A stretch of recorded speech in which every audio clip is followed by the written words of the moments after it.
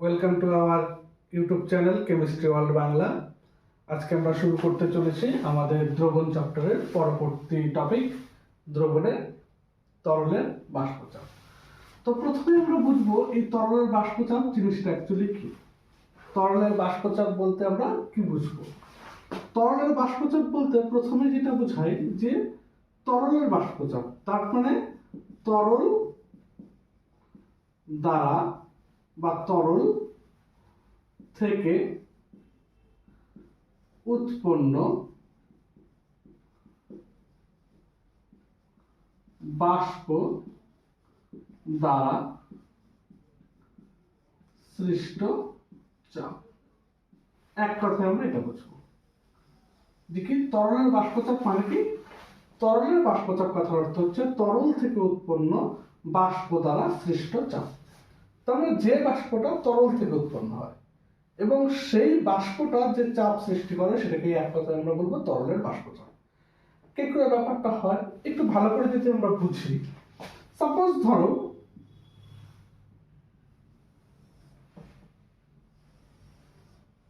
এই ধরো আমাদের একটা কন্টেইনার রয়েছে। এই যে কন্টেইনারটা রয়েছে, আমি ধরে নিলাম এই কন্টেইনারের মধ্যে কি রয়েছে, এরকম লিকুইড রয়েছে। কন্টেইনার একটা একটা আমরা বিকার নিয়েছি যার মধ্যে কি রয়েছে, এইটার মধ্যে কি রয়েছে, লিকুইড রয়েছে। আচ্ছা, ভালো কথা। এবারে যে লিকুইড রয়েছে, এই যে ভেতরের একটা মলিকুল, সাপোজ ধরো এটা একটা ভেতরের মলিকুল। এবারে যে একটা হচ্ছে কি লিকুইডের মধ্যে, এগুলোকে বলা হয় ভেতরের মলিকুল। ইংরেজিতে এটাকে বলা হয় বাল্ক মলিকুল। কি মলিকুল? Bulk molecule. আবার যেগুলো পৃষ্ঠতলে থাকে সেগুলোকে বলা হয় সারফেস মলিকুল। সারফেস মলিকুল, ঠিক আছে। সারফেস মলিকুলের বাংলা কি না পৃষ্ঠতলীয় অণু। বাংলায় যদি বলি তাহলে কি বলবো, যে অণুগুলো পৃষ্ঠতলে থাকে, পৃষ্ঠতলীয় অণু, ঠিক আছে। এবার দেখো এই যে বাল্ক মলিকুল আর এই যে পৃষ্ঠতলীয় অণু, এই যে এখানে যে মলিকুলগুলো থাকে যেগুলো পৃষ্ঠতলে রয়েছে এগুলোকে বলে পৃষ্ঠতলীয় অণু। এই যে বাল্ক মলিকুল আর এই যে পৃষ্ঠতলীয় অণু, এদের মধ্যে একটা ডিফারেন্স কি, মানে এদের মধ্যে ডিফারেন্স হচ্ছে বাল্ক মলিকুলগুলো না, এদের মধ্যে আকর্ষণ বল অত্যন্ত বেশি হয়। কি না, যেহেতু প্রত্যেকটা সাইড না, এর ডান সাইডেও মলিকুল রয়েছে, বা সাইডেও মলিকুল রয়েছে, উপরে রয়েছে, নিচে রয়েছে, সব দিকেই কি রয়েছে, অণু রয়েছে। এই অণুগুলো একে অপরকে তীব্রভাবে আকর্ষণ করে, তার ফলে এর মধ্যে একটা তীব্র আকর্ষণ বল রয়েছে। কিন্তু আমার যে সারফেসের যে মলিকুলগুলো রয়েছে সেখানে না তরলের যে আকর্ষণ বল, সেই আকর্ষণ বলটা তুলনামূলকভাবে কম। বরঞ্চ কি হয়ে যায় না, যেটু পৃষ্ঠতলের অণু থাকে সেই পৃষ্ঠতলের অণুগুলোর কি হয়ে যায় না, গতিশক্তি বেশি হয়ে যায়। তাহলে পৃষ্ঠতলের কি বললাম, যে পৃষ্ঠতলের যে অণুগুলো রয়েছে, পৃষ্ঠতলের যে অণুগুলো রয়েছে তাদের ক্ষেত্রে কি হয়ে যায়, তাদের গতিশক্তি, কি শক্তি, পৃষ্ঠতলের যে অণু রয়েছে তাদের গতিশক্তি তাদের আকর্ষণ বল অপেক্ষা বেশি হয়। বুঝতে পারলাম? এটা ভাইটাল পয়েন্ট। কি না, পৃষ্ঠতলের যে অণুগুলো রয়েছে তাদের গতিশক্তি তাদের আকর্ষণ বল অপেক্ষা বেশি হয়। এবার গতিশক্তি যখনই আকর্ষণ বল থেকে বেশি হয়ে যায় তখন কি হয়ে যায়, এই যে মলিকুলগুলো রয়েছে টুক করে বেরিয়ে যায়, কারণ গতিশক্তি বেশি। টুক করে বেরিয়ে গিয়ে কি হয়ে যায়, এখানে বাষ্পর আকারে, বাষ্পের মতো বাষ্প তৈরি করে। কি তৈরি করে, এখানে এগুলো কি তৈরি করে, এগুলো হচ্ছে কি বাষ্প তৈরি করে। এই যে নীল কালার দিয়ে দিচ্ছে, এগুলো কি, এগুলো হচ্ছে বাষ্প তৈরি করে। বুঝতে পারলাম? এবং এই যে বাষ্প তৈরি হলো না, এটা যে কোনো উষ্ণতাতেই ঘটতে পারে। এর জন্য কোনো লিকুইডের কোনো একটা নির্দিষ্ট টেম্পারেচার দরকার নেই। তাহলে যে কোনো তরল যে কোনো উষ্ণতায় তার উপরিভাগ বা পৃষ্ঠতল থেকে যে অণুগুলো রয়েছে সেগুলো কি না, গতিশক্তি বেশি হওয়ার কারণে পৃষ্ঠতল থেকে টুক করে বেরিয়ে যায়। বেরিয়ে গিয়ে কি করে, বাষ্প তৈরি করে। এই যে বাষ্প তৈরি করার পদ্ধতি, এটাকে বলা হয় বাষ্পায়ন, যেটা আমরা ছোট ক্লাসে পড়ে এসেছিলাম। তাহলে এই যে বাষ্পায়ন হলো, এই বাষ্পটাকে কি করে, এই বাষ্পটাই গ্যাসের মতো বিহেভ করে, গ্যাসের মতো আচরণ করে। তাহলে এই যে গ্যাসটা তৈরি হলো সেটা কিসের মতো করে করলো, গ্যাসের মতো আচরণ করলো। বুঝতে পারলাম? তাহলে এই যে প্রসিডিওরটা, এই প্রসিডিওরটাকে আমরা কি বলবো? এই প্রসিডিওরটাকে আমরা বললাম বাষ্পায়ন। কি বললাম? এই প্রসিডিওরটাকে আমরা বললাম বাষ্পায়ন। ঠিক আছে? এবার দেখো, বাষ্প তো হলো, না গ্যাসের মতো তো আচরণ করলো। এবার যদি এই মলিকিউলগুলোর উপরে দেখো, যদি কোনো ঢাকনা না থাকে, তাহলে স্বাভাবিকভাবে গ্যাস যখন তৈরি হবে, গ্যাসের কি হবে? গতিশক্তি আরো বেড়ে যাবে। তাহলে গ্যাসের মলিকিউলগুলো কি হবে? টুক করে উড়ে উড়ে উড়ে উড়ে বেড়ে চলে যাবে। যাবে কি না? এবার যেহেতু গ্যাসগুলো আমাকে যদি না যেতে দিই, তাহলে কি করবো? উপর একটা ঢাকনা দিয়ে দেবো। আমি কি করলাম? উপর একটা ঢাকনা দিয়ে দিলাম, একটা ঢাকনা দিয়ে দিলাম। এবার যখনই আমি কি করলাম? একটা ঢাকনা দিয়ে দিলাম, এবার ঘটনা কি হবে? না, এবার যে পৃষ্ঠতলের যে অণুগুলো ছিল, সেগুলো কি আর পাত্রটা ভেদ করে যেতে পারবে না। এবার এই অণুগুলো কি আবার টুক করে এখানে আসবে, টুক করে এখানে আসবে। এবার যত বেশি বাষ্পায়ন হবে, অর্থাৎ বাষ্পায়নের হার যত বাড়বে, এখানে গ্যাসের সংখ্যা বা বাষ্পের সংখ্যা তত বেশি হবে। তাহলে স্বাভাবিকভাবে এই প্রশ্নটা আসবে যে যত গ্যাসের সংখ্যা বেশি হবে, তত কি হবে? ও চাপ বেশি দেবে। কারণ আমি প্রথমে বলেছি তরল থেকে উৎপন্ন বাষ্প দ্বারা সৃষ্ট চাপ। তার বাষ্প যত বেশি উৎপন্ন হবে, চাপ তত বেশি হবে। তাহলে কোনো একটা তরল পাত্রকে আমরা নর্মালি উপরে যদি একটা ঢাকনা দিয়ে দিই, তাহলে কি বাষ্প চাপ সবসময় বাড়তে থাকবে? হবে কখনো? বাস্তবে কি মনে হয়? একটা পাত্র রাখলাম, তার মধ্যে তরল রাখলাম, এবার একটা ঢাকনা দিয়ে দিলাম, তো একটু পরে পরে কি ওর মধ্যে চাপ বাড়তে থাকবে? নিশ্চয়ই না। তাহলে বাষ্প চাপ বাড়ছে না, কেন বাড়ছে না? তার একটা কারণ হচ্ছে নাকি এই যে বাষ্পটা যেটা গিয়ে এই যে তরল পৃষ্ঠ থেকে অণুগুলো গিয়ে বাষ্প তৈরি করছে, এই তরল পৃষ্ঠ থেকে অণুগুলো যখন বাষ্প তৈরি করে না, তখন কি হয়ে যায়? এই যে বাষ্পগুলো, সেগুলো কি ওয়ালের গায়ে ধাক্কা দেয়, ওয়ালের গায়ে ধাক্কা দেয়, এদিকে ধাক্কা দেয়, ওয়ালের গায়ে ধাক্কা দেয়। ঠিক ওয়ালের গায়ে ধাক্কা দেওয়ার সময় কি হয়ে যায়? এই যে বাষ্পগুলো রয়েছে, সেগুলো তরল পৃষ্ঠের গায়েও ধাক্কা দেয়। বুঝতে পারলাম? তো যখন তরল পৃষ্ঠের উপর ধাক্কা দেয়, তখন কি হয়ে যায়? না, তরলের সঙ্গে এর মধ্যে কি ধাক্কা দেওয়ার সময় কি তরলের সঙ্গে গ্যাসের অণুগুলোর মধ্যে একটা আকর্ষণ বল কাজ করে। সেই আকর্ষণ বলের জন্য ধাক্কা দেওয়ার সময় কি হয়ে যায়? না, এই যে গ্যাস অণুগুলো, সেগুলো পুনরায় আবার তরলে পরিণত হয়ে যায়। তাহলে গ্যাস থেকে বা বাষ্প থেকে পুনরায় আবার তরলে পরিণত হলো। এই যে পদ্ধতি, এই পদ্ধতিটাকে আমরা কি বলি? এই পদ্ধতিটাকে আমরা বলি ঘনীভবন। কি বলি? ঘনীভবন। এবার এই যে বাষ্পায়ন আর ঘনীভবন, এই দুটোরই মাত্রা বা হার যখন সমান সমান হয়ে যায়, অর্থাৎ তরল থেকে বা পৃষ্ঠ থেকে যতগুলো অণু বাষ্পে পরিণত হচ্ছে, ঠিক ততগুলোই বাষ্প আবার কি হচ্ছে? তরলে পরিণত হচ্ছে। ঠিক যেমন এই কন্ডিশনটা আসবে, অর্থাৎ বাষ্পায়ন এবং ঘনীভবনের মধ্যে যখন ইকুইলিব্রিয়াম বা সাম্যাবস্থাটা তৈরি হবে, তখন কি হয়ে যাবে? না, তখন এই যে ফাঁকা জায়গাটা রয়েছে তো বিকারের, সেই ফাঁকা জায়গায় টোটাল গ্যাসীয় যে অণু বা গ্যাসীয় মলিকুল যেটা রয়েছে বা যেটা ভেপারের মতো কাজ করছে, তার পরিমাণ নির্দিষ্ট হয়ে যাবে। তাহলে গ্যাসের সংখ্যা তখন বাড়বে না, কমবে না। কারণ কি? যতটা তরল গ্যাসে পরিণত হচ্ছে, সেই ততগুলোই গ্যাসীয় অণু কি হচ্ছে? আবার তরলে কনভার্ট হয়ে যাচ্ছে। তাহলে এই যে সাম্যাবস্থা থাকলো, সেই সাম্যাবস্থায় এই যে বাষ্পগুলো রয়েছে, তরল থেকে সৃষ্ট যে বাষ্প, সেই বাষ্পগুলো পাত্রের বদ্ধ পাত্রে ওয়ালে একক ক্ষেত্রফলের উপর যে বল প্রয়োগ করে, সেটাকে আমরা কি বলবো? বাষ্পচাপ। কারণ আমরা সংজ্ঞা থেকে জানি কি? সংজ্ঞা থেকে জানি pressure is equal to force per area. তাহলে পাত্রের দেয়ালে, বদ্ধ পাত্রের দেওয়ালে একক ক্ষেত্রফলে যে বল প্রয়োগ করবে, সেটাকে কি বলবো? বাষ্পচাপ। তাই কি না? তাহলে যদি সংজ্ঞা বলি, তাহলে সংজ্ঞার ক্ষেত্রে কি হবে? না, অবশ্যই এই প্রক্রিয়াটা একটা নির্দিষ্ট উষ্ণতায় হয়, উষ্ণতার উপর নির্ভরশীল। কেন? না, উষ্ণতা যদি আমি বাড়াই দিই, তাহলে কি হয়ে যাবে? এই যে মলিকুলগুলো যে বা পৃষ্ঠতলের যে অণুগুলো রয়েছে, তাদের কি হয়ে যাবে? কাইনেটিক এনার্জি বা কি বললাম? কাইনেটিক এনার্জি বা গতিশক্তি। এই গতিশক্তিটা কি হয়ে যাবে? টেম্পারেচার বাড়ার সঙ্গে সঙ্গে গতিশক্তিটা বেশি হয়ে যাবে। তো গতিশক্তি যদি বেশি হয়ে যায়, তাহলে বেশি পরিমাণ অণু কি হবে? বাষ্পে পরিণত হবে, তাহলে চাপ বাড়বে। তাহলে স্বাভাবিকভাবেই যখন বাষ্পচাপের আমি সংজ্ঞা লিখবো, তখন আমাকে কয়েকটা জিনিস মাথায় রাখতে হবে। কি? উষ্ণতার কথাটা অবশ্যই নির্দিষ্ট করে বলতে হবে। তাহলে আমরা যদি বলি যে বাষ্পচাপের সংজ্ঞা আমরা কি দেবো, না বাষ্পচাপের সংজ্ঞা দিতে গিয়ে তাহলে আমরা লিখবো কোনো নির্দিষ্ট উষ্ণতায়, কি কোনো নির্দিষ্ট উষ্ণতায় একটা আবদ্ধ পাত্রে, কোনো নির্দিষ্ট উষ্ণতায় একটি আবদ্ধ পাত্রে যখন তরল থাকবে, ঠিক আছে, যখন তরল থাকবে তাহলে সেই তরল এবং তরল থেকে সৃষ্ট যে বাষ্প হবে সেই বাষ্পের মধ্যে একটি সাম্যাবস্থা রচিত হয় এবং এই সাম্যাবস্থাকালে না তরল দ্বারা সৃষ্ট বাষ্প পাত্রের দেওয়ালে একক ক্ষেত্রফলে যে বল প্রয়োগ করে তাকেই আমরা বলবো তরলের বাষ্পচাপ। বুঝতে পেরেছি? লিখে নাও সংজ্ঞাটা। কি লিখলাম? কোন নির্দিষ্ট উষ্ণতায়, কোন নির্দিষ্ট উষ্ণতায়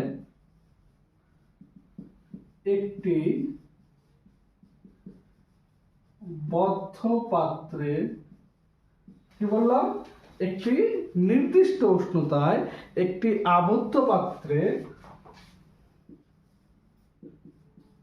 তরল এবং তরল থেকে উৎপন্ন বাষ্প দ্বারা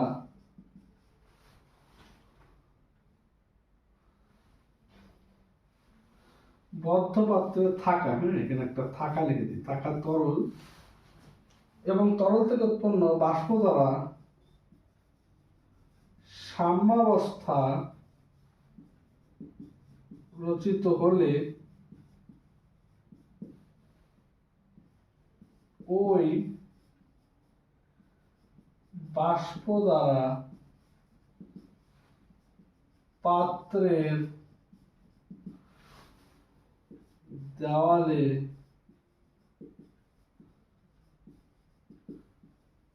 একক ক্ষেত্রফলে প্রযুক্ত বলকেই ওই তরলের বাষ্পচাপ। বুঝতে পারলাম? তাহলে তরলের বাষ্পচাপ কাকে বলে? কোন নির্দিষ্ট উষ্ণতায় একটি বদ্ধ পাত্রে থাকা তরল এবং তরল থেকে উৎপন্ন বাষ্প দ্বারা সাম্যাবস্থা রচিত হলে ওই বাষ্প দ্বারা পাত্রের দেয়ালের একক ক্ষেত্রফলে, একক ক্ষেত্রফল কেন? কারণ ফিজিক্সের ডেফিনিশনে pressure is equal to force by area. তাহলে একক ক্ষেত্রফলে যে বল প্রযুক্ত হবে ওই প্রযুক্ত বলকে ওই তরলের বাষ্পচাপ বলবো। বুঝতে পারলাম? ওই তরলের বাষ্পচাপ বলবো বা বলে, যেটাই বলো না কেন, বাষ্পচাপ বলে। ঠিক আছে? বুঝতে পেরেছি? আচ্ছা, এবার এখান থেকে দেখো তাহলে কি বাষ্পচাপ, তরলের বাষ্পচাপ যখনই বলবো তখন তাহলে একটা জিনিস আমাকে মাথায় রাখতে হবে, তরলের বাষ্পচাপ কি তাহলে এই যে বিকারটা নিয়েছি তার ক্ষেত্রফল বা তার সাইজের উপর নির্ভর করছে? যদি বলি যে এই যে বিকারটা নিলাম, এই বিকারে আমি একটা তরল রাখলাম যা বাষ্পচাপ হবে, যদি আমি বিকারটা ছোট করে দিই, সাপোজ ধরো এই বিকারটার সাইজ এই ছোট এতটুকু করলাম, এখানেও তরল রয়েছে, সেম তরল রয়েছে, ঠিক আছে, এখানেও যা লিকুইড ছিল ভি, সাপোজ ধরো এখানেও ভি রয়েছে, তাহলে বাষ্পচাপ কি সেম হবে না বেশি হবে না কম হবে? না, প্রথম কথা হচ্ছে যে তরলের বাষ্পচাপ অবশ্যই বিকারের উপর কিন্তু নির্ভর করবে না, বিকারের সাইজের উপর ডিপেন্ডই করবে না। কেন কেন ডিপেন্ড করবে না? কারণ আমি সংজ্ঞায় বলে দিয়েছি প্রেসার মানে কি, পাত্রের দেওয়ালের একক ক্ষেত্রফলে প্রযুক্ত বল। আমরা কিন্তু গোটা ক্ষেত্রফল নিইনি যে এর ক্ষেত্রফল বেশি তাহলে এর ক্ষেত্রে প্রেসার বেশি হবে, আমি গোটা ক্ষেত্রফল নেইনি, কি নিয়েছি? একক ক্ষেত্রফল।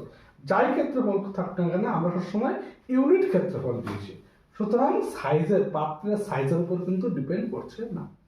তাহলে প্রশ্ন আসে যে পাত্রের দেওয়ালের বা পাত্রের ক্ষেত্রফলের উপর যদি নির্ভর না করে তাহলে এই বাষ্পচাপ কি কি বিষয়ের উপর নির্ভর করবে, সেটা কিন্তু একটা ভাইটাল প্রশ্ন হতে পারে। আচ্ছা, কি কি বিষয়ের উপর নির্ভর করবে, তাহলে এই পয়েন্টটা আমরা একটু দেখে নিই যে তরলের বাষ্পচাপ কি কি বিষয়ের উপর নির্ভর করে। তরলের বাষ্পচাপ কি কি বিষয়ের উপর নির্ভর করে? এক নম্বর আমরা যেটা বলেছিলাম না, যে পাত্রের সাইজের উপর কিন্তু নির্ভর করে না। আচ্ছা, দুই নাম্বার অবশ্যই যেটা নির্ভর করে সেটা কি উষ্ণতা, বা এটা এক নম্বর পয়েন্টে বলি কারণ ওটা তো করে না বলেছি, কি উষ্ণতা। উষ্ণতার উপর কিন্তু অবশ্যই অবশ্যই নির্ভর করে। কেন নির্ভর করে? আমরা কিন্তু বলে দিয়েছিলাম যে উষ্ণতা যদি বাড়ে তাহলে কি হয়ে যাবে, তরলের না পৃষ্ঠীয় অণু যেগুলো রয়েছে তার কি হবে, কাইনেটিক এনার্জি কিন্তু বাড়বে, গতিশক্তি বাড়বে। তা আকর্ষণ বল কমবে, গতিশক্তি বাড়বে, তার ফলে কি হবে, বেশি পরিমাণে বাষ্প তৈরি হবে। বাষ্প যত বেশি তৈরি হবে তার বাষ্পচাপ তত বেশি হবে, তাই কি না? তো উষ্ণতার সাথে কিন্তু এর একটা সুন্দর সম্পর্ক রয়েছে। এখানে একটা গ্রাফ আমরা করতে পারি যে বাষ্পচাপ ভার্সেস উষ্ণতা, বাষ্পচাপ আর এদিকে লিখছি উষ্ণতা। হ্যাঁ, তাও y এক্সিসে যদি বাষ্পচাপ লিখি আর x এক্সিসে যদি আমরা উষ্ণতা লিখি তাহলে গ্রাফটা কিরকম হবে না, গ্রাফটা কিন্তু এক একটা তরলের ক্ষেত্রে এক এক রকম হয়, গ্রাফটা মোটামুটি এরকম হয়। ঠিক আছে, গ্রাফটা এটা একটা তরল, এটা একটা তরল, বিভিন্ন তরলটা অরিজিন দিয়ে যায়, কোনটা এদিক দিয়ে যায়, এটা কিন্তু ডিপেন্ড করে তরল টু তরল আমরা ভেদ করে। ঠিক আছে, আচ্ছা, কিন্তু গ্রাফটা মোটামুটি এরকম নেচারের হয় যে কি উষ্ণতা বাড়ার সঙ্গে সঙ্গে বাষ্পচাপ বৃদ্ধি পাচ্ছে। ঠিক আছে, লিনিয়ারলি অবশ্যই বাড়ে না, একটা অন্য রিলেশন রয়েছে, সেই রিলেশন ধরে এটা বাড়ে। ঠিক আছে, আচ্ছা, দুই নম্বর যেটা খুব ইম্পর্টেন্ট, কার উপর নির্ভর করে না, তরলের প্রকৃতির উপর। তরলের প্রকৃতির উপর কিরকম ভাবে নির্ভর করে না, দেখো বলেছি প্রথম জিনিসই হচ্ছে, ধরো কিছু তরল রয়েছে যাদের মধ্যে কি রয়েছে, আকর্ষণ বল অনেক বেশি রয়েছে। কিছু তরল রয়েছে যাদের মধ্যে আকর্ষণ বল বেশি। তা আকর্ষণ বল যদি বেশি হয়ে যায় তাহলে একে অপরকে ধরে রাখার প্রবণতা বেশি, তখন পৃষ্ঠতলীয় যে অণুগুলো রয়েছে সেগুলো বেরিয়ে যাওয়ার প্রবণতা কম। যে তরলের আকর্ষণ বল বেশি, কারণ আমি প্রথমেই বললাম যে বাষ্পচাপটা তৈরি হয় কেন, বাষ্পচাপটা তৈরি হয় বাষ্প তৈরি হওয়ার জন্য। এবার বাষ্প কখন তৈরি হবে না, যদি গতিশক্তি কি ওদের মধ্যে যে আকর্ষণ বল তার থেকে বেশি হয়। এবার যদি কোনো তরলের আকর্ষণ বল অনেক বেশি পরিমাণে হয় তাহলে স্বাভাবিকভাবে কি হবে, তার স্বাভাবিকভাবে কি সেই তরল অণুগুলো পৃষ্ঠতল থেকে সহজে বেরিয়ে যেতে চাইবে না, কারণ ওটা ধরে রাখবে। সাপোজ ধরো তোমার ফ্যামিলিতে 5 জন মেম্বার রয়েছে, এবার সেই 5 জন মেম্বারের মধ্যে যদি খুব বন্ডিং থাকে তাহলে একজন ফ্যামিলি থেকে চট করে বেরিয়ে যেতে পারবে, পারবে না, কারণ একজন যেতে চাইলে বাকি 4 জন বলবে এই কোথায় যাচ্ছিস, ও কিন্তু খারাপ পথে যেতেই পারবে। কিন্তু ধরো এরকম কারণ বন্ডিং অনেক বেশি, ও একা একা ছাড়তেই চাইবে না। কিন্তু যদি এরকম হয় 5 জন রয়েছে, এবার 5 জন 5 জনের মতো করে চলে, কেউ কারোর সাথে কথা বলে না, কোনো বন্ডিং নেই, তাহলে স্বাভাবিকভাবে কি ওর বাইরে চলে যাওয়ার প্রবণতা কি হবে, ইজিলি বেরিয়ে যাবে না, কারণ কি বন্ডিং কম। তাহলে আকর্ষণ বল, এক কথা এই আকর্ষণ বল যত বেশি হবে সেটা ইন্ট্রামলিকুলার হতে পারে, ইন্টারমলিকুলার হতে পারে। দেখা গেল মলিকুল যে পরমাণুগুলো দিয়ে তৈরি, অণুটা যে পরমাণুগুলো দিয়ে তৈরি, সেই পরমাণুগুলোর মধ্যে একটা বন্ডিং রয়েছে অনেক স্ট্রং, তাহলে তখন বুঝতে হবে অণুটাই অনেক স্টেবল। আবার এরকমও রয়েছে যে অণু যেগুলো রয়েছে একটা অণুর সাথে আরেকটা অণুর আকর্ষণ বল রয়েছে। মোট কথাই আকর্ষণ বল, যদি আকর্ষণ বল অনেক বেশি হয় তাহলে স্বাভাবিকভাবেই কি হবে, সেটার বাষ্পে পরিণত হওয়ার প্রবণতা কম হবে। প্রবণতা যদি কম হয় তাহলে তরলের বাষ্পচাপ কম হবে। তাহলে আকর্ষণ বল যত বেশি হবে, তাহলে আকর্ষণ বল, তাহলে আমরা লিখতে পারি তরলের মধ্যে, তরলের মধ্যে না, অণুগুলির মধ্যে আকর্ষণ বল ইনভার্সলি প্রপোর্শনাল কি হবে, তরলের বাষ্পচাপ। আকর্ষণ বল যত বেশি হবে বাষ্প চাপ তত কম হবে। আবার যত আকর্ষণ বল কম হবে বাষ্প চাপ তত বেশি হবে। কিরকম এক্সাম্পল? না সাপোজ ধরো তুমি নিয়েছো H2, এক্সাম্পল 1 নম্বর এক্সাম্পল নিয়েছো H2, নিলাম ইথানল, আর নিলাম ধরো ইথার, ডাইমিথাইল ইথার। কি কি নিলাম? জল নিলাম, ইথানল নিলাম, ডাইমিথাইল ইথার নিলাম। হলো? আচ্ছা, তাহলে জলের যে স্ট্রাকচারটা আমরা যদি ভালো করে লক্ষ্য করি, দেখো জলের যে স্ট্রাকচারটা OH, ভি শেপ আমরা জানি। এবার দেখো এটা ডেল নেগেটিভ, এটা ডেল পজিটিভ। এবার এই যে হাইড্রোজেনটা না, এই হাইড্রোজেনের সঙ্গে কি থাকে আর একটা জলের অক্সিজেন অণু কি থাকে এরকম হাইড্রোজেন বন্ডিং। আবার এই অক্সিজেনের সঙ্গে কি থাকে আরেকটা জলের অণুর এরকম করে হাইড্রোজেন বন্ডিং থাকে। বুঝতে পারলাম? এইটার সঙ্গে আবার আরেকটা জলের অণুর এরকম হাইড্রোজেন বন্ডিং থাকে। তাহলে দেখো একটা জলের অণু, শুধুমাত্র যদি আমরা একটা জলের অণু কনসিডার করি, এই পোর্শনটা যদি কনসিডার করি, তাহলে কটা বন্ডিং হচ্ছে? একটা, দুটো, তিনটে, চারটে, 4 স্ট্রং হাইড্রোজেন বন্ডিং। বুঝতে পারলাম? হাইড্রোজেন বন্ডিং সবই দুর্বল, তা আমরা এখানে স্ট্রং বলতে কম্পারেটিভলি বলেছি, তাও স্ট্রং কথাটা লিখছি না। 4 hydrogen bonding, stable hydrogen bonding. এবং এই 4টা হাইড্রোজেন বন্ডিং থাকার জন্য কি হয়ে যায়, এটা এইভাবে প্রত্যেকটা মলিকুলই, প্রত্যেকটা অণুই কি থাকে এরকম হাইড্রোজেন বন্ডিং থাকার জন্য একটা জায়ান্ট স্ট্রাকচার তৈরি করে। এই জায়ান্ট স্ট্রাকচারগুলো তৈরি করার জন্য কি হবে, এর স্বাভাবিকভাবে কি হবে, এর অণুগুলোর মধ্যে আকর্ষণ বল অনেক বেশি। এবার দেখি আমরা ইথানল। ইথানল মানে C2H5OH। দেখো এটা হচ্ছে হাইড্রোফোবিক পার্ট, অ্যালিফেটিক পার্ট, যেটা জল থেকে ভয় পায়। এবার OH রয়েছে, দেখো এটা ডেল নেগেটিভ, এটা ডেল পজিটিভ। আরেকটা যখন বন্ডিং করবে না, তখন দেখো এর মধ্যে হাইড্রোজেন বন্ডিং। আবার যদি পরের মলিকুলটা নিই, আবার কি করবে, এখানে আবার একটা বন্ডিং হবে। তাহলে দুটো অণুর মধ্যে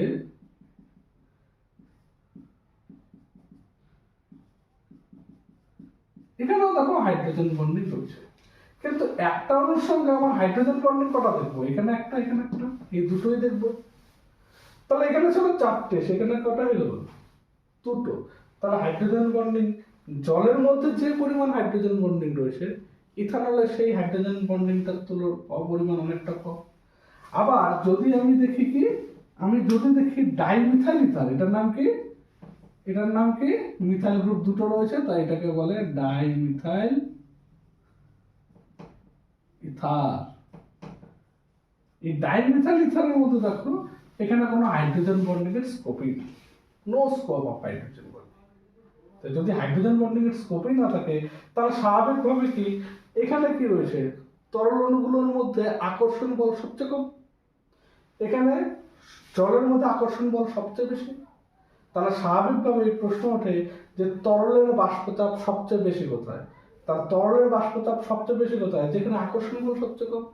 তাহলে তরলের বাষ্পচাপ সবচেয়ে বেশি হচ্ছে ডাইমিথাইল ইথারে, তারপরে ইথানলে, তারপরে। বুঝতে পারলাম? শেয়ার। আচ্ছা, ইন্ট্রামলিকুলার নিচ্ছি এবার।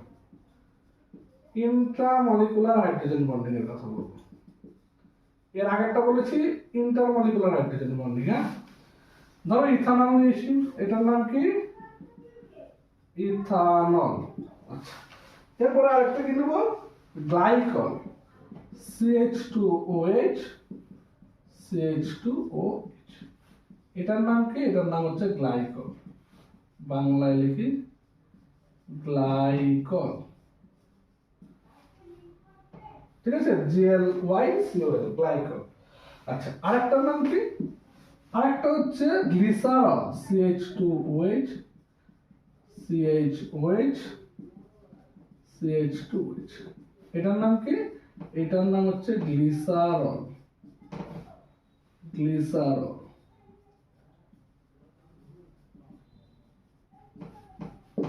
হ্যালো, তাহলে দেখো তো ইথানলের মধ্যে একটাই অণু, এইবার কিন্তু ইন্টারমলিকুল নেই যে একের বেশি অণু নেই, একটাই অণুর মধ্যে বন্ডিং দেখছি। তাহলে এখানে কি রয়েছে? শুধু ইথানল। এখানে গ্লাইকল, দেখো তো এখানে অক্সিজেন আর হাইড্রোজেন রয়েছে, এখানে অক্সিজেন আর হাইড্রোজেন রয়েছে। এবার এই যে হাইড্রোজেন আর এই যে হাইড্রোজেন, এদের মধ্যে একটা বন্ডিং হওয়া সম্ভব কিনা? ইন্টারনাল হাইড্রোজেন বন্ডিং সম্ভব। ঠিক একই রকম ভাবে এই অক্সিজেনের সঙ্গে এই হাইড্রোজেনের বন্ডিং সম্ভব, এই অক্সিজেনের সঙ্গে এই হাইড্রোজেন বন্ডিং সম্ভব। তাহলে বন্ডিং সবচেয়ে বেশি কোথায় রয়েছে? গ্লিসারলের মধ্যে হাইড্রোজেন বন্ডিং সবচেয়ে বেশি রয়েছে, আর ইথানলের মধ্যে হাইড্রোজেন বন্ডিং সবচেয়ে কম রয়েছে। একটাই অণুর মধ্যে, কিন্তু বারবার করে বলছে, কারণ এটা ইন্ট্রামলিকুলার হাইড্রোজেন বন্ডিং এর প্রসঙ্গ বলছে। তাহলে সবচেয়ে বেশি আকর্ষণ বল কোথায় রয়েছে? গ্লিসারলে। তো সবচেয়ে বেশি যদি আকর্ষণ বল গ্লিসারলে হয়, তাহলে তরলের বাষ্পচাপ সবচেয়ে বেশি কোথায় রয়েছে? এর মধ্যে আকর্ষণ বল সবচেয়ে বেশি, তার মানে এর মধ্যে কি তরলের বাষ্পচাপ সবচেয়ে কম। তো সবচেয়ে বেশি বাষ্পচাপ কোথায় রয়েছে? ইথানলে, তারপরে গ্লাইকলে, তারপরে গ্লিসারলে। বুঝতে পারলাম?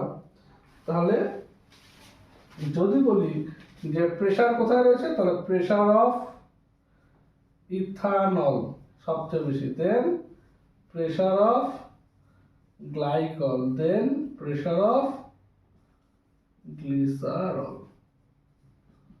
বুঝতে পারলাম? এই তরলের প্রকৃতি এরকম কিন্তু প্রশ্ন আসতে পারে যে কার ক্ষেত্রে বাষ্পচাপ কম হবে, কার ক্ষেত্রে বাষ্পচাপ বেশি হবে। বুঝতে পারলাম? তাহলে কয়টা পয়েন্ট বললাম? 1 নাম্বার পয়েন্ট বললাম যে তরলের যে বিকারে করব বা যে পাত্রের মধ্যে আমরা তরলের বাষ্পচাপটা মাপছি, সেই যে পাত্রটা রয়েছে তার সাইজের উপর ডিপেন্ড করছে না, কিন্তু উষ্ণতার উপর অবশ্যই নির্ভর করছে। এবং 2 নাম্বার কি বলছে? তরলের প্রকৃতির উপরও নির্ভর করছে। কি? যদি তরলের মধ্যে আকর্ষণ বল অনেক বেশি হয়, তাহলে সেটাকে আমরা বলছি কি? আকর্ষণ বল বেশি, তার মানে বাষ্পচাপ কম। আবার যদি আকর্ষণ বল কম হয়, তাহলে বাষ্পচাপ বেশি। বুঝতে পারলাম? এই যে বাষ্পচাপ না, এই বাষ্পচাপের উপর ভিত্তি করে আমরা তরলকে বা যে কোনো পদার্থকে আবার 2টা ভাগে ভাগ করে দিচ্ছি। এইখান থেকে আমরা এই জিনিসটা একটু শিখে নিই। হ্যাঁ, দেখো কিছু কিছু পদার্থ রয়েছে যাদের ক্ষেত্রে আমরা কি বলি, যে তাদের ক্ষেত্রে বাষ্পচাপের ভ্যালু 0। বাষ্পচাপ P0 এর ভ্যালু কত? 0। অর্থাৎ বাষ্পচাপ নাই, নেই বললেই চলে, নেই। তো বাষ্পচাপ যদি নেই হয়, তার মানে কি? বাষ্প তৈরি হয় না। তো যার ক্ষেত্রে বাষ্প তৈরি হয় না, তার মানে যার বাষ্পায়ন হয় না, সেগুলোকে আমরা কি বলবো? সেগুলোকে আমরা বলবো অনুদ্বায়ী পদার্থ। অনুদ্বায়ী পদার্থ, ঠিক আছে? ইংলিশে বলে নন ভোলাটাইল। আর কিছু কিছু পদার্থ রয়েছে যাদের বাষ্পচাপ নট ইকুয়াল টু 0, তার মানে যাদের বাষ্পচাপ আছে। তো যাদের বাষ্পচাপ আছে তার মানে কি তারা বাষ্প তৈরি করে। তো যারা বাষ্প তৈরি করে তাদেরকে আমরা কি বলবো? উদ্বায়ী পদার্থ। উদ্বায়ী পদার্থ, ঠিক আছে? ইংলিশে বলে ভোলাটাইল সাবস্টেন্স। ঠিক আছে? এবার উদ্বায়ী আর অনুদ্বায়ী উদাহরণ কি? না, উদ্বায়ী পদার্থ হচ্ছে যত রকম অ্যালকোহল আছে, জল রয়েছে, ঠিক আছে, স্পিরিট রয়েছে, ইথার রয়েছে। আর অনুদ্বায়ী কারা? না, অনুদ্বায়ী হচ্ছে চিনি, গ্লুকোজ, যেগুলো কঠিন পদার্থ সহজে উড়ে যায় না, তাই না? লবণ, ইউরিয়া, এগুলো সব আমার কাজে লাগবে, ঠিক আছে, চ্যাপ্টার পড়তে গেলে, এর জন্য লিখে দিলাম।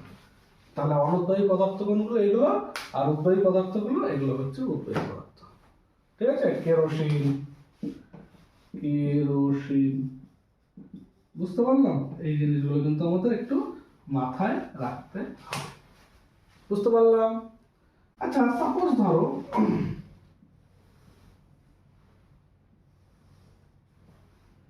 এখানে একটা লিকুইড রয়েছে, সাবস্টেন্স রয়েছে। এখানে কি রয়েছে? ধরো সাবস্টেন্স রয়েছে A, এবং এটা উদ্বায়ী।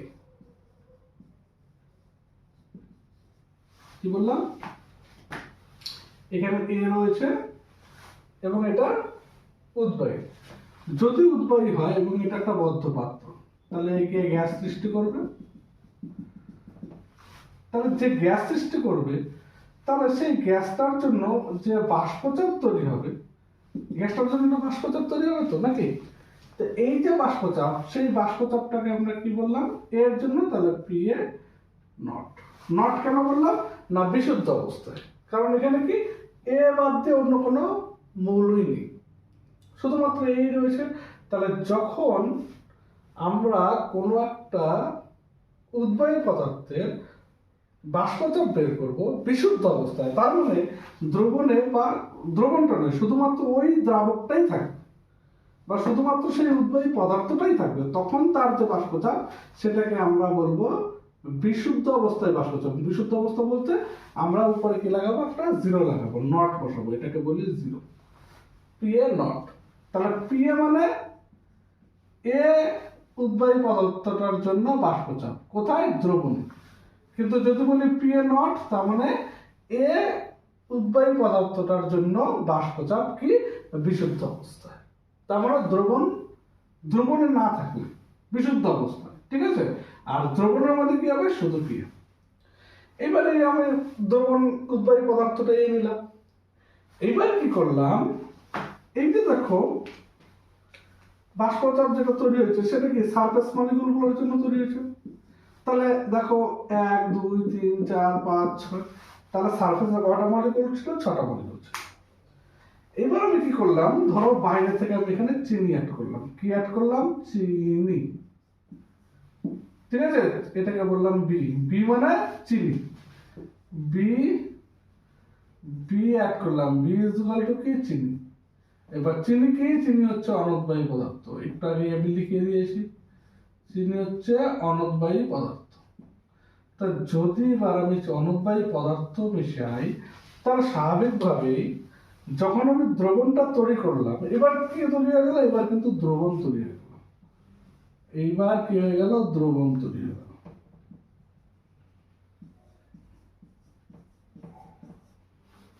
1 2 3 4 5 6, 1 2 3 4 5 6, 6 লিখলাম, ঠিক আছে? এবার কি তৈরি হয়ে গেল? দ্রবণ তৈরি হয়ে গেল। এইবার দেখো আগে কে ছিল? শুধুমাত্র সারফেসে শুধুমাত্র কে ছিল? এই ছিল। এবার যখন চিনি অ্যাড করলাম, এবার দেখো তো এ যেমন থাকবে তার সাথে সাথে এক দুটো তো জায়গা চিনিও দখল করে নেবে। এ যেমন থাকবে তেমন চিনিও তো কিছু জায়গা দখল করবে। তো যদি চিনি দখল করে, আমরা কি বলেছিলাম না চিনি ইন্টারস্পেশিয়ালতে জায়গাগুলো সেগুলো দখল করে, কিন্তু সারফেসের যে ক্ষেত্রফল, সেই সারফেসের ক্ষেত্রফলও চিনি কিছুটা জায়গা দখল করবে। তো যদি সারফেসের বা পৃষ্ঠতলের ক্ষেত্রফলের কিছু অংশ চিনি দখল করে নেয়, তাহলে স্বাভাবিকভাবে এই চিনি তো ভাই উদ্বায়ী নয়, চিনি তো যাবে না বাষ্প তৈরি করতে, এ যাবে কিন্তু চিনি কি যাবে? চিনি তো যাবে না। তাহলে স্বাভাবিকভাবে যদি বদ্ধ পাত্র হয়, তাহলে গ্যাসের পরিমাণ কমবে না বাড়বে? গ্যাসের পরিমাণ কমে যাবে। তো গ্যাসের পরিমাণ যদি কমে যায়, তাহলে সেই অবস্থায় যে বাষ্পচাপ হবে, সেই বাষ্পচাপটা কি এর জন্যই হবে। তাহলে এইবার যে বাষ্পচাপটা হলো সেটাকে বলবো আমরা পিএ। এবং পরিষ্কার এখান থেকে বোঝা যাচ্ছে যে এই ক্ষেত্রে বাষ্পের পরিমাণ কম, এই ক্ষেত্রে বাষ্পের পরিমাণ বেশি। কারণ কি? এখানে 1 2 3 4 5 6, 6টা গোলেই উপরে চলে যাবে। এখানে কিন্তু দুজন যায়নি, কেন? দুজনের চিনি দখল করে বসে আছে, 6টার মধ্যে 4টা গেছে। তাহলে স্বাভাবিকভাবে কি বাষ্পে পরিণত হওয়ার পরমাণুর সংখ্যা পৃষ্ঠতলে কম আছে। কার ক্ষেত্রে? দ্রবণের ক্ষেত্রে। তাহলে দ্রবণের ক্ষেত্রে বাষ্পে পরিণত হওয়ার পরমাণু বা অণুর সংখ্যা কি পৃষ্ঠতলীয় ক্ষেত্রফলে কম করছে। তাহলে একক ক্ষেত্রফলে পৃষ্ঠতলের একক ক্ষেত্রফলে পৃষ্ঠতলের একক ক্ষেত্রফলে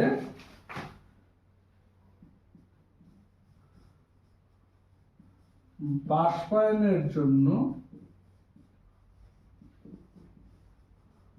অণু সংখ্যা হ্রাস পায়। কার ক্ষেত্রে? দ্রবণের ক্ষেত্রে। দ্রবণের ক্ষেত্রে কি হয়, পৃষ্ঠতলের একক ক্ষেত্রফলে বাষ্পায়নের জন্য অনুসংখ্যা হ্রাস পায়। তাহলে স্বাভাবিকভাবে কি হবে, বাষ্পচাপ কি হবে, হ্রাস পাবে। এর জন্য আমরা বলেছি পিওর বিশুদ্ধ দ্রাবকের বাষ্পচাপ অবশ্যই দ্রবণের বাষ্পচাপ অপেক্ষা বেশি হবে। এটা কিন্তু খুব ইম্পর্টেন্ট। কি না, বিশুদ্ধ দ্রাবকের বাষ্পচাপ, বিশুদ্ধ দ্রাবকের বা বিশুদ্ধ কোনো উদ্বায়ী উপাদানের বিশুদ্ধ অবস্থায় যে বাষ্পচাপ হবে, দ্রবণে সেই উপাদানটির বাষ্পচাপ অনেক কম হবে। এবার কি দ্রবণ না, অনুদ্বায়ী দ্রাবের দ্রবণ। যদি আবার উল্টোটা হয়, যেখানে উদ্বায়ী দ্রাবই দেওয়া হলো, তাহলে স্বাভাবিকভাবে এও যাবে, আবার যে পদার্থটা দেওয়া হবে সেটাও যাবে। এবার যদি সেই পদার্থটার উদ্বায়িতা এর থেকে বেশি হয় তাহলে বাষ্পচাপ বাড়বে, যদি এর থেকে কম হয় তাহলে বাষ্পচাপ কম হবে।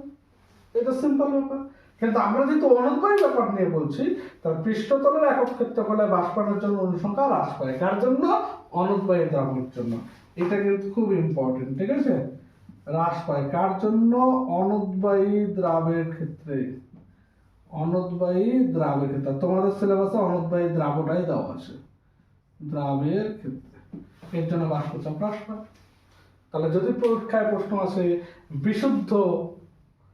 বিশুদ্ধ দ্রাবকের বাষ্পচাপ দ্রবণে অনুদ্বায়ী দ্রাবের দ্রবণের বাষ্পচাপ অপেক্ষা বেশি হয় কেন, লিখতে পারবো না, সুন্দর করে গুছিয়ে গেছে, একদম ডায়াগ্রাম দিয়ে করতে পারবো। 1886 খ্রিস্টাব্দে, কত খ্রিস্টাব্দে, 1886 খ্রিস্টাব্দে একজন সায়েন্টিস্ট রয়েছে যার নাম হচ্ছে রাউল্ট। কি নাম, রাউল্ট সাহেব কি করেছেন, একটা ল আমাদেরকে কিন্তু দিয়েছেন, ঠিক আছে। কি বলেছে না, রাউল্ট বলেছে স্থির উষ্ণতায়, কি বলেছে, স্থির উষ্ণতায় কোন অনুদ্বায়ী দ্রাবের দ্রবণে, কি স্থির উষ্ণতায় কোন অনুদ্বায়ী দ্রাবের, কি অনুদ্বায়ী, চিনি অনুদ্বায়ী, তাহলে স্থির উষ্ণতায় কোন অনুদ্বায়ী দ্রাবের দ্রবণে বাষ্পচাপ, দ্রবণের বাষ্পচাপ, তাহলে দ্রবণের বাষ্পচাপ কি পিএ, তাহলে বলেছে পিএ। তাহলে স্থির উষ্ণতায় কোন অনুদ্বায়ী দ্রাবের দ্রবণের বাষ্পচাপ কি হবে না, বিশুদ্ধ অবস্থায় যে উদ্বায়ী দ্রাবকটা থাকবে, বিশুদ্ধ অবস্থায় উদ্বায়ী দ্রাবের যে বাষ্পচাপ সেটা ইনটু দ্রবণে ওই উদ্বায়ী পদার্থটার যে মোল ভগ্নাংশ রয়েছে সেই মোল ভগ্নাংশের গুণফলের সমানুপাতিক। যে কি লিকুইড স্টেটে বা উদ্বায়ী পদার্থ, এটা আমরা লিকুইড স্টেট নিলাম, এটা লিকুইড স্টেট লিখছি না, খালি উদ্বায়ী পদার্থটাই বললাম, কারণ অনুদ্বায়ী পদার্থ তো আসবেই না। তাহলে এটা হচ্ছে কি রাউল্টের সূত্রের গাণিতিক রূপ। কি বলেছে যে স্থির উষ্ণতায় কোন অনুদ্বায়ী দ্রাবের দ্রবণের বাষ্পচাপ বিশুদ্ধ অবস্থায় ওই উদ্বায়ী দ্রাবের যে উদ্বায়ী পদার্থটির যে বাষ্পচাপ ইনটু কি না ওই দ্রবণে উদ্বায়ী পদার্থটির মূল ভগ্নাংশের গুণফলের সমান। বুঝতে পারলাম এটা কার সূত্র, এটা কিন্তু সায়েন্টিস্ট রাউল্ট বলে দিয়েছে। স্থির উষ্ণতায় কোন অনুদ্বায়ী দ্রাবের দ্রবণের বাষ্পচাপ বিশুদ্ধ অবস্থায়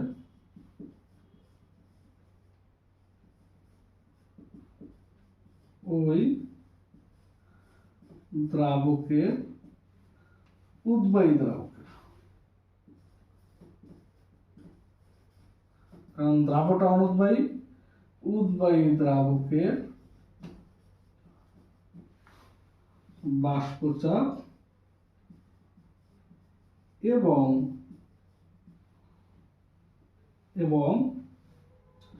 দ্রবণে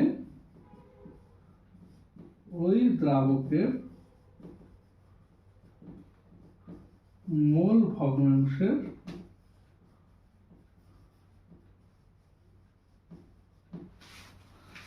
গুণফলের সমান।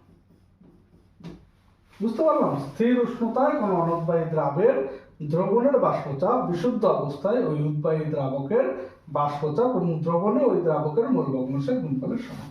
এটা কে বলেছে? এটা কিন্তু সায়েন্টিস্ট রাউল বলেছে এবং এটাকে রাউলের সূত্র হিসেবে ধরা হয়।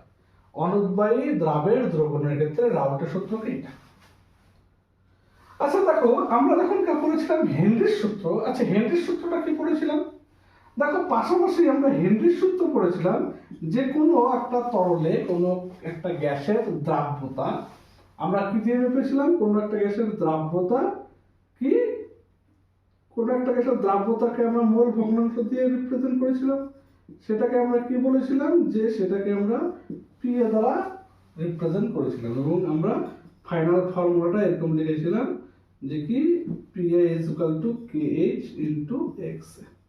মনে পড়ে হেনরির সূত্র যখন পড়েছিলাম বলেছিলাম কোনো একটা তরলে কোনো একটা গ্যাসের দ্রাব্যতা।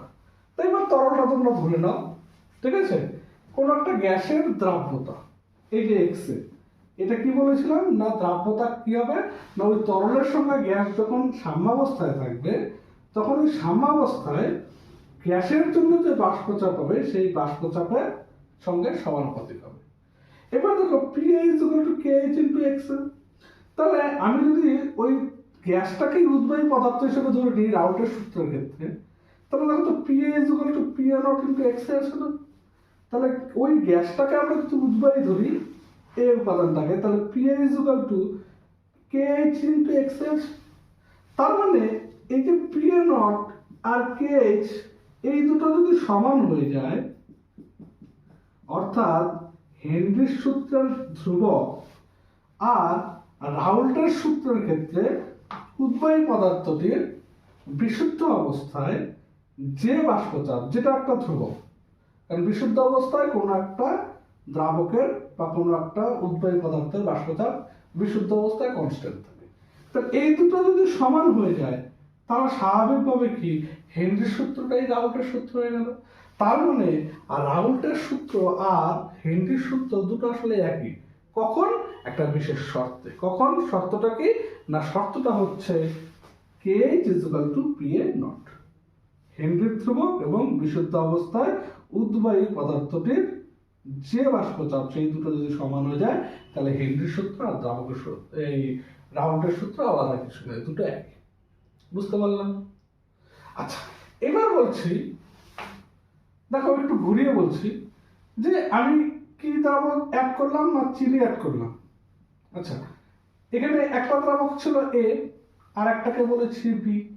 বিটা কি ছিল? বি ছিল অনুদ্বায়ী পদার্থ। এবার বলছি বি ও উদ্বায়ী পদার্থ। সাপোজ ধরো এ কি ছিল? এ ছিল জল। বি কি? বি ধরো তুমি দিয়েছো কেরোসিন বা ইথার। তাহলে বিটাও কি? বিটাও হলো উদ্বায়ী। এবার এও উদ্বায়ী বিও উদ্বায়ী, তাহলে স্বাভাবিকভাবে এও প্রেসার দিবে বিও প্রেসার দিবে। তাহলে স্বাভাবিকভাবে টোটাল প্রেসার কি হবে? P total is equal two কি হবে না পিএ প্লাস পিবি। এটা কার সূত্র? এটা হচ্ছে ডাল্টনের সূত্র। ডাল্টন কি বলেছে? ডাল্টন বলেছে যতগুলো কম্পোনেন্ট হবে না ডাল্টনের সূত্র অনুসারে কি P is equal two PI, অর্থাৎ পিএ প্লাস পিবি। এখানে কম্পোনেন্ট কটা আছে? দুটো, এ আর বি। তাহলে তাদের যে আংশিক চাপ তাদের টোটাল যোগফলে হচ্ছে না টোটাল প্রেসার। এটা কে বলেছে? এটা সায়েন্টিস্ট ডাল্টন বলেছে তার গ্যাসের চাপটা। আচ্ছা এই যে পি আর প্লাস পিবি, তাহলে রাউল্টের সূত্র অনুসারে আমরা পি এর জন্য কি পাবো? পি এর জন্য পাবো পিএ নট ইনটু এক্স। ঠিক একই রকম ভাবে যেহেতু বিটাও উদ্বায়ী তাহলে রাউল্টের সূত্র অনুসারে পিবি ইজ ইকুয়াল টু কি পাবো? PB not into XP. কারণ দ্রবণে বি উপাদানটির যেটা বাষ্পচাপ হবে সেটা কি হবে? বিশুদ্ধ অবস্থায় বি উপাদানটির যে বাষ্পচাপ এবং দ্রবণে বি উপাদানটির যে মোল ভগ্নাংশ তাদের গুণফলের সমান। তাহলে যদি দুটোই উদ্বায়ী পদার্থ হয় তাহলে তার ক্ষেত্রে রাউল্টের সূত্রটা কি বলবো না স্থির উষ্ণতায় কোন দ্রবণের, অনুদ্বায়ী দ্রাবক বলছি না, স্থির উষ্ণতায় দুটি উদ্বায়ী পদার্থের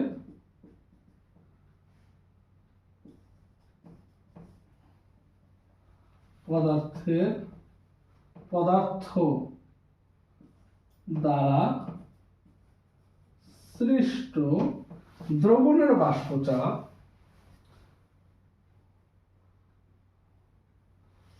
দ্বারা সৃষ্ট দ্রবণের ক্ষেত্রে স্থির উষ্ণতায় কোনো দুটি উদ্বায়ী পদার্থ দ্বারা সৃষ্ট দ্রবণের স্থির উষ্ণতায় দুটি উদ্বায়ী পদার্থ দ্বারা সৃষ্ট দ্রবণের ক্ষেত্রে প্রতিটি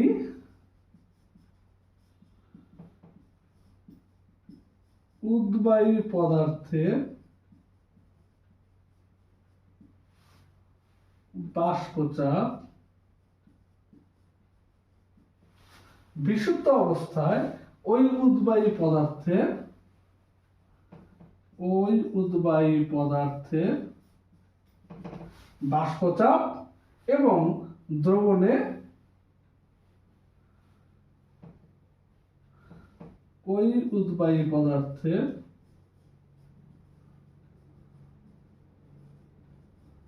মোল ভগ্নাংশের গুণফলের সমান। দেখো ওই সংজ্ঞাটার মধ্যে করলাম বলে একটু ইজিবিজি হলো, এবার পুরোটা পড়ছি। স্থির উষ্ণতায় দুটি উদ্বায়ী পদার্থ দ্বারা সৃষ্ট দ্রবণের ক্ষেত্রে প্রতিটি উদ্বায়ী পদার্থের বাষ্পচাপ বিশুদ্ধ অবস্থায় ওই উদ্বায়ী পদার্থের বাষ্পচাপ এবং দ্রবণে ওই উদ্বায়ী পদার্থের মোল ভগ্নাংশের গুণফলের সমান। অর্থাৎ PA is equal to PA naught into XA R PB is equal to PB naught into XP। তাহলে যদি বলে টোটাল প্রেসার কত, না তাহলে আমরা রাউল্টের সূত্র অনুসারে বলতে পারবো P is equal to PA naught XA plus PB naught XB। এটা কিন্তু দ্রবণের ক্ষেত্রে টোটাল। যদি দুটো কম্পোনেন্ট থাকে, যদি তিনটা কম্পোনেন্ট থাকে তাহলে আবার আলাদা হয়ে যাবে। বুঝতে পারলাম? এই গেল আমার রাউল্টের সূত্র। বুঝতে পারছি? আজকের ক্লাসটা এতটুকু পর্যন্তই থাক। নেক্সট ক্লাসে আমরা রাউল্টের সূত্রের আরো কিছু এক্সটেনশন রয়েছে, কিছু গ্রাফ রয়েছে, সেগুলো নিয়ে আলোচনা করব। তো যারা যারা দেখছো ক্লাসটা খুব ভালো করে দেখো, আমাদের সঙ্গে থাকো। আর যদি আমার ক্লাস ভালো লেগে থাকে তাহলে অবশ্যই আমাদের চ্যানেলটাকে লাইক করো, সাবস্ক্রাইব করো এবং কমেন্ট করে জানাও। তোমাদের কমেন্ট সেরকম আমি পাচ্ছি না, তোমাদের কমেন্টগুলোই কিন্তু আমাদের আরো উৎসাহ দেবে নতুন নতুন ক্লাস, নতুন করে আমার পড়ানো তোমাদের ভালো লাগছে কিনা, কোন জায়গাটা আরেকটু ভালো করে বললে ভালো হবে, তাহলে কিন্তু সেই দিকগুলো আমরা আরেকটু ভাববো। ঠিক আছে? নিশ্চয়ই দেখো। Happy learning.